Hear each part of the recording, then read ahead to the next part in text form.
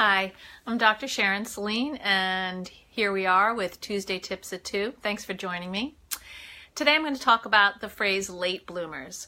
Recently a client asked me, how come we never hear about the term late bloomers anymore? And I realized that that is really out of fashion. There are a few reasons that I think no one uses the term late bloomers today. One is that I think it sounds kind of pejorative. Nobody wants their child to be late. Today we want kids to feel more equal, to be at a pace with their peers, and we make lots of accommodations for kids in school and in activities so that their self-esteem isn't lowered by feeling like they're behind everyone else. Kids with ADHD, of course, mature differently than kids without ADHD, in that their brain lags behind in connectivity of about 3 years. So often kids with ADHD are said to mature about 3 years, as much as 3 years behind their peers. While all kids mature at different times in different ways, this lag in neural connectivity affects kids with ADHD fairly profoundly at times. And what that means is that parts of their brain are just not sort of logging in the same way that neurotypical brains are. So how can you as a parent or an educator help kids with ADHD in this idea of being a late bloomer, so to speak?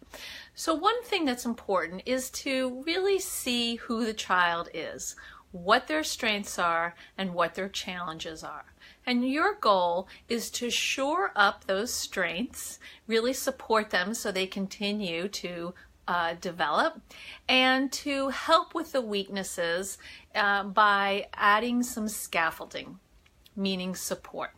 Now, one of the greatest challenges with scaffolding is knowing when to remove it, because you can put the scaffolding in place and the child does well, and then when the child's doing well, often people remove the scaffolding too quickly.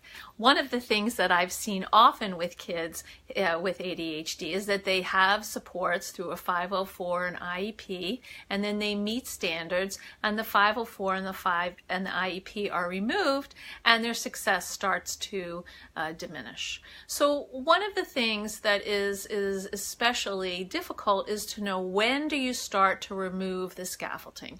And the way that you can determine that is when your child or teen is doing a particular activity that they no longer need any reminders for, that it's mostly part of what they know they have to do every day. So for example, if your daughter knows that she has to remember to take her lunchbox, and 9 times out of 10 she takes her lunchbox, then that's the kind of scaffolding in terms of a daily remover, a daily reminder, oh my goodness, a daily reminder that you may be able to withdraw.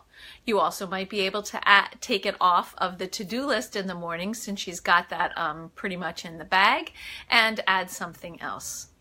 One of the other challenges with removing scaffolding is that people do it, they not only do it too soon, or sometimes they let the scaffolding stay too long, so that the skills for independence are cemented, and then there's no new challenge to apply those skills.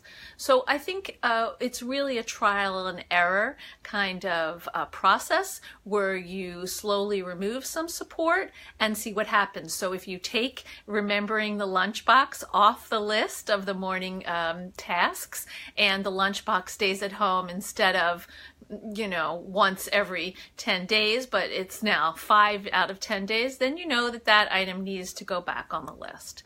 And I think it's really important when you are talking about what skills you can kind of support less and what you can add in, that you talk to your child or teen about where they think they're doing well and where they would like help. I hope that you have found this tip useful to you.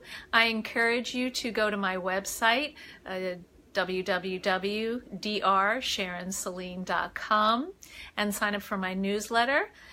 so that you're up to date with some of the exciting things that are coming down the pike for me in the next few months as my book gets close to publication.